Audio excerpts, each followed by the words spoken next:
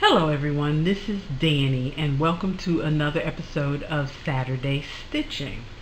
If you've never been here before, you can find a little information about me on Instagram and Ravelry. My username on both services is DannyNNC. My Instagram photos are pretty much a duplicate of what you see on Ravelry, since that's how I upload my pictures to Ravelry, but I add a few different ones just for fun. And again, you can go to Ravelry if you want to see a little more information on the kind of projects I've done. I don't put every project up on Ravelry because, I mean, who wants to see a bunch of dishcloths a million times? To start off with, we're going to start with an update on my needlework rotation. If you're new here, I do a different project each day. Usually each day is devoted to one of my family members so that all of my whips get a little bit of love. This week, the needlework rotation got a little bit jumbled because as soon as I finished my video last week, I was really in the mood to start this kitchen sponge pattern, crochet pattern that I had found. And so I worked on it on Saturday, which is fine because Saturday is what I call my home deck day, to work on dishcloths and things for the house. But I also continued working on it on my little bit of stitching time on Sunday. And then so everything else got moved down the line. Also because one of the TV shows that I watch with one of my daughters, called Terrace House, it's on Netflix, and Netflix puts them up in chunks. It airs continuously in Japan, but here on Netflix America they give us 8 episodes and then make us wait a few months and then give us 8 more episodes. So as soon as the new episodes were up, we started watching, and I figured out that knitting, it has subtitles because it's in Japanese, and I figured out that knitting the foot section on a sock is just about all I can handle while watching something with subtitles, because I can do a few stitches and read the subtitles and look down every couple stitches. That's just about as much as I can handle. I can't do my other projects and keep up with the show that has subtitles. So my socks got a little more attention than usual. So let me show you my socks first. Well, let me show you the blanket first. The blanket was Sunday, and pretty much what I did on the blanket was pull it apart, because I showed you last week that I had made a big error on it. So I had to pull all that out, and let me tell you, this fuzzy yarn is no fun to pull out at all. But I pulled it out and I tried to get at least some progress. So as you can see by the progress marker here, that I roughly got an inch done, but I got nowhere near, because if you remember last week, I had all of this done and all of the second stripe done. So it's going to take me another couple sessions to get back to where I was last time, and hopefully I won't make any more stupid mistakes on this blanket. Okay, and then the socks, both pairs of socks got lots of love because I am on the straightaway, as I like to call it, working the foot. I'm doing both pairs toe up, and I'm working the foot. So first, my daughter Maya's socks. Hi Maya. I still had a couple increases, but then I got the increases done, and so this is where I am on these. Don't mind this progress keeper, because I forgot to add a progress keeper to these socks because I was just using the ends here to remind me where I was. But then when I got to the straightaway, the video that I'm following Happy Knits tutorial video, and she says, well, you know, once you get to this point, put a marker so that you can remember whether you're at the beginning of the round or not. And so that's when I stuck my marker on. But I actually did a good bit of, because I think I was like down here last time I showed the sock. So I did a good bit, and I just finished the increases on this. So now it's all straight away for like 6 more inches till I get to doing the heel. And hers is something called a Flegel heel, which I've never done before, so that should be interesting. And the other pair of socks, I'm going through this pretty quick because there's not a whole lot to show, because unlike other podcasters, I don't finish a bunch of things really quick. So let's see.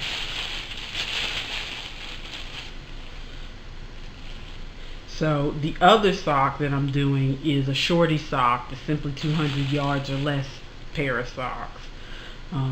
You're supposed to be able to get a pair of shorty socks out of one ball. And this is how much I've got so far. Do I have a progress keeper? Yeah, I have a progress keeper on this one. And this one's more accurate on this sock. So this is how much I got done while watching Terrace House this week. Which for me, this is a lot of knitting, because the fingering weight goes really, really slowly for me. It just goes really slowly. So this took me forever to knit, but hopefully I'll get to the heel of this soon, and hopefully I won't suffer from second sock syndrome.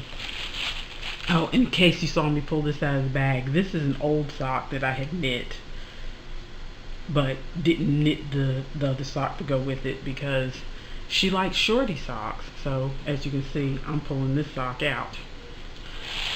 Okay. So the other project that I worked on was my other daughter Sydney's halter top, and I was just working on this before I started the video today. And I could have finished it, but I wanted to show you something because I wanted to show you why I'm not a knitting designer. First of all, I've worked in all my ends, which I have resisted working in the ends because I thought I might have to pull this apart, because this is the first project I've ever done knitting along with a video and no written pattern. So I thought I might have to pull this out. But finally, since I'm so close to the end, I went ahead and worked in the ends. I normally work in ends as I go, but so they were driving me crazy flapping around. And this had more ends than usual because the designer of the pattern, I'm really thankful for the pattern, but I think when she made this, she wasn't quite an experienced crocheter, because she recommended tying off knots in a lot of areas, and most experienced knitters and crocheters think knots are from the devil.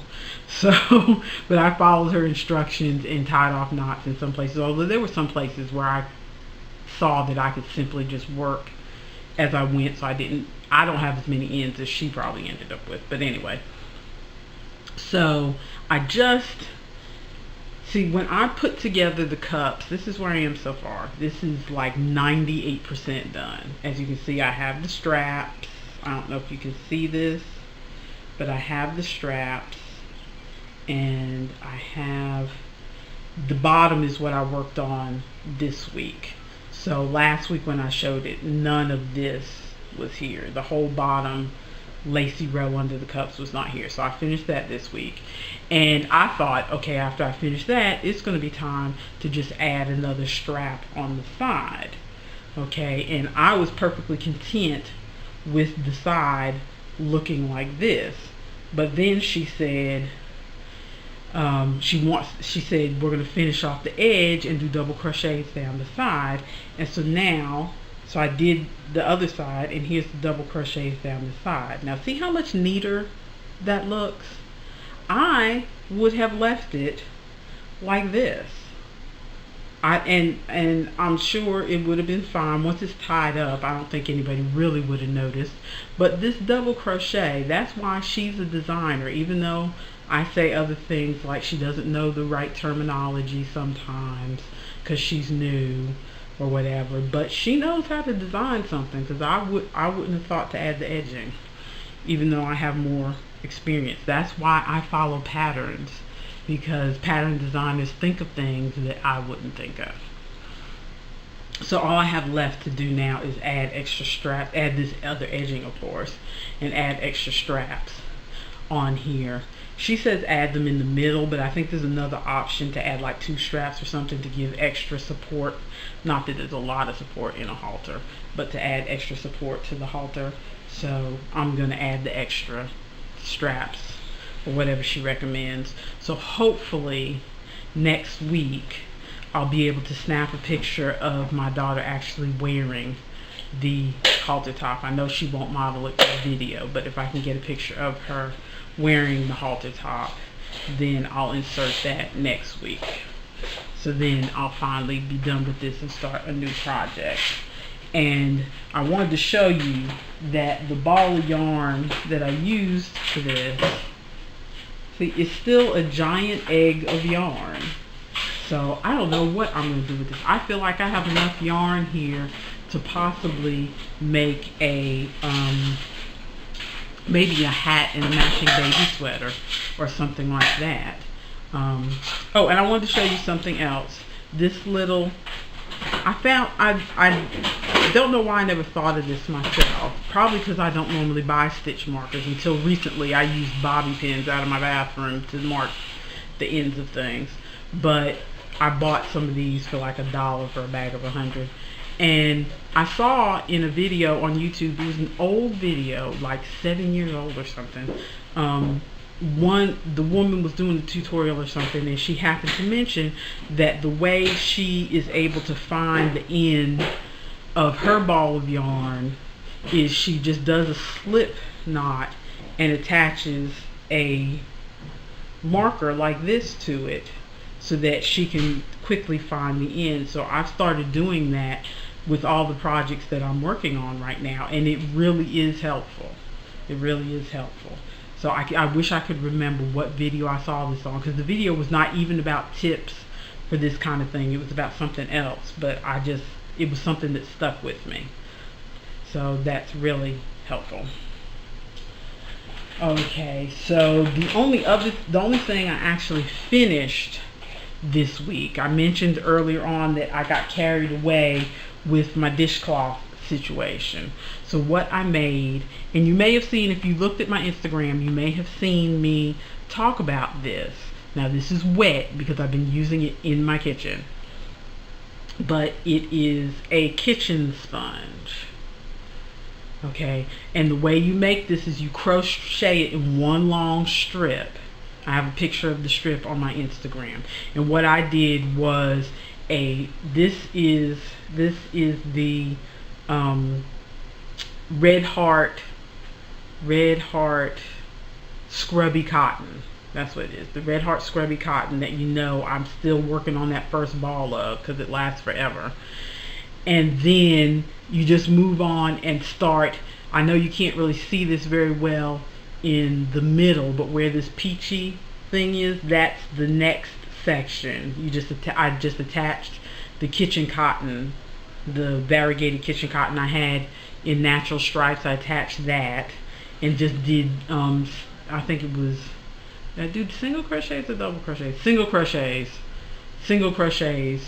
So I have another section the same size, and then you attach, and then you do the third section, which is this, in a bobble stitch. And I attached some black because I ran out of the variegated yarn right about here, and so I attached some black to finish it off to get the proper size. And then you just fold it so that you have like a 3-layer sponge. And then, as you can see, I don't know if you can see these black stitches, maybe you can see it here, or maybe you can see it here. I was gonna do like a single crochet edging, and that hurt my hand so much trying to go through all these layers that I finally followed the pattern suggestion and just did a running stitch. Just did a running stitch through this because it hurt too much. But I've been using this in my kitchen for a week because I like to try these out and let you know. I mean, everybody talks about dishcloths and things like that, but I hardly ever hear them say much about, they like making them. I don't hear a lot about how they last in their kitchen. or how they work out. First of all, this is wet because it will not dry. So I think if I did it again, I would just do excuse me, I would just do the scrubby level and the bobble level, because I really like the bobble, and not do the middle section. I know the middle section was added to make it more sponge-like, make it soak up water, I guess, or whatever, but because it's meant to replace this. Okay, I know most of you, especially if I don't think I have any international watchers, so most of you are from the US, and I'm sure you've seen these because you get these at Walmart or the dollar store.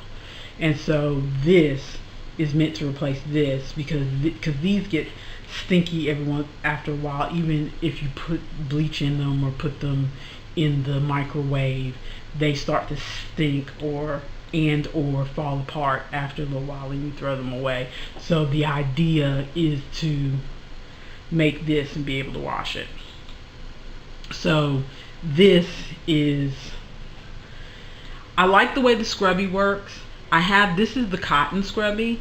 I have some of the all polyester or acrylic scrubby, and I think it is a tad more, has a tad more roughness to it, so I think it would come closer to this. So I'm going to try making it with the acrylic scrubby and see if that scrubs a little bit better. But I mean, I've cleaned the sink out with this side, and I've washed a couple dishes.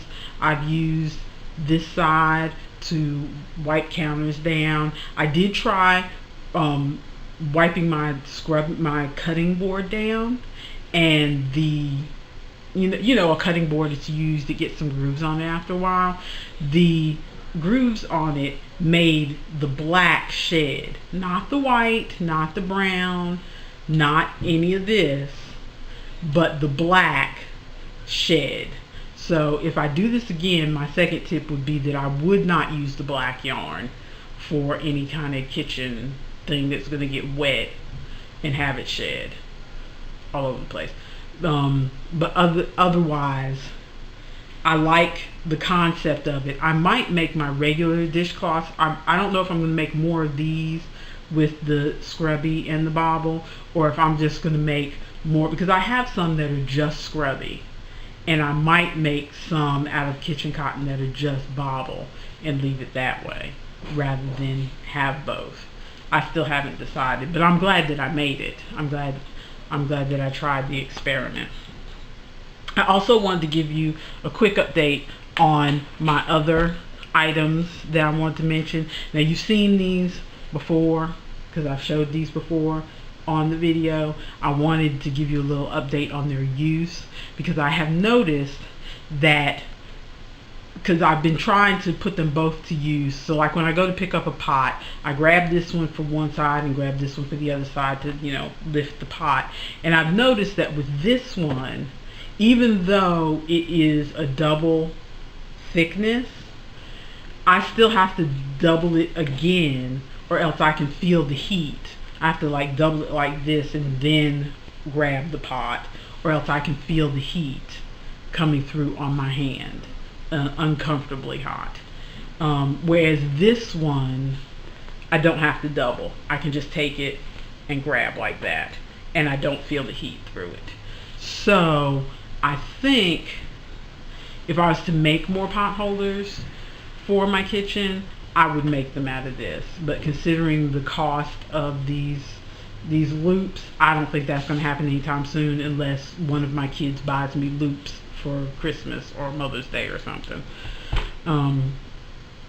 But what I do find with this is that I do like the feeling of the cotton against my skin, and I do like the drape of the fabric. So even though this is supposed to be really cheapy, just meant for the kitchen and dishcloths, not meant for nice things, I like the feel of this cotton on my hands, so, and on my skin. So I think I would use it for like a casual. I've been looking at crochet patterns for myself for like t-shirts or casual. You know those like sort of mesh lacy things that are shown. Usually you see the model wearing it over a tank top, and it's meant to be like a summer pullover type thing. I think I would use this for that, even though it's meant to be cheap, you know, rough, supposedly not nice yarn. Usually you're supposed to use like mercerized cotton because it's got that sheen and extra softness, but it's also a little bit more expensive. And I genuinely like the feel of this. This reminds me of a t-shirt or something. So I might get some more of this and make myself a top and see how that goes.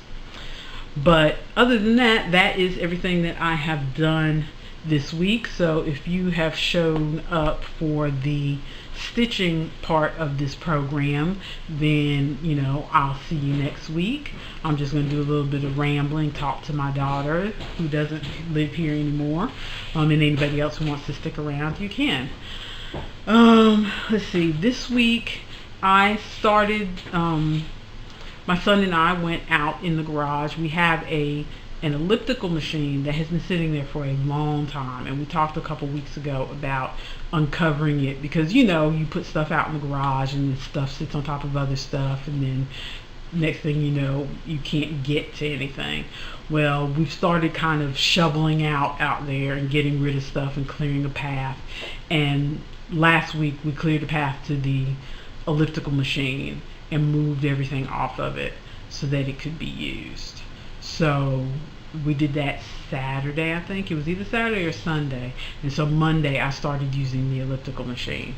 Now, you know, if you know me, you know I don't have a regular exercise program. So I'm always trying to, I'll go a few months and not do anything. And then it's like, okay, I need to start moving again. And I'll start trying to do an exercise thing, and then usually I end up getting sick or I get injured, or you know, those who know me know that I'm real good at falling downstairs and breaking my feet. So that sort of thing. But I've managed to get on the elliptical 5 days this week, just 10 to 15 minutes at a time, which is not a lot of exercise to a lot of people, but for me, since I don't, you know, since I'm not in good shape at all, you know, 10 to 15 minutes is a lot for me. So I'll probably stay at that level for a while until I build up more of a habit. I haven't been on the elliptical today. I may, another thing I do to try to make myself exercise, or at the very least move, because I feel like if you just make yourself take a break from what you're doing and actually do some movement during the day, that's better than nothing. So I do what I like to call my dance breaks, where I get a video off of YouTube, like Club Fits or Live Love Party, or two channels that I use. And I do, because their routines, especially Live Love Party, their routines are easy enough for me to do, and the songs are fun and upbeat. So and the videos are usually 4 minutes maybe, and so I'll take a 3-minute dance break and then go back to my whatever I was doing, and then an hour later take another 3-minute dance break. So I may do some dance breaks today. It really depends on how I feel. But other than that, oh Maya, your other sister might have a job. Your brother's working 2 jobs. Your sister Sydney's working 2 jobs. And Chloe may be getting a job. So everybody will be employed except for me. So now let's just find me a job. But other than that, that's all I can think of to ramble about this week. Maybe I'll have something else to ramble about next week. Yep, that's all I've got to talk about. Talk to you later. Bye.